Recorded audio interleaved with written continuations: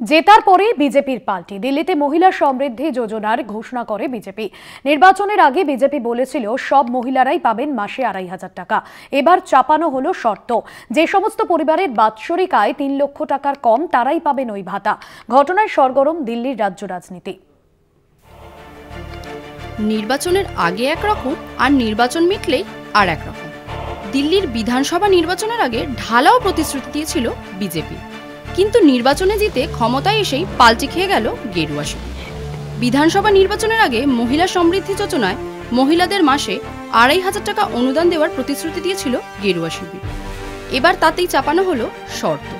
শর্ততে বলা হয়েছে যেসব পরিবারে বাৎসরিক আয় ৩ লক্ষ টাকার কম তারাই পাবেন এই ভাতা। তাছাড়া মহিলাদের বয়স হতে হবে ২১ থেকে ৬০ বছর। বয়স বেঁধে দেওয়ায় বাদ গিয়েছে বহু মহিলার নাম।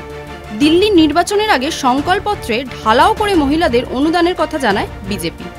বর্তমানে বিরোধী দল আপও ক্ষমতা এলে মহিলাদের জন্য মাসে ২১০০ টাকা অনুদানের কথা ঘোষণা করে, কিন্তু ভোটের ফল বেরোলে দেখা যায় দিল্লিবাসী বিজেপির সংকলেই বেশি আস্থা রেখেছে।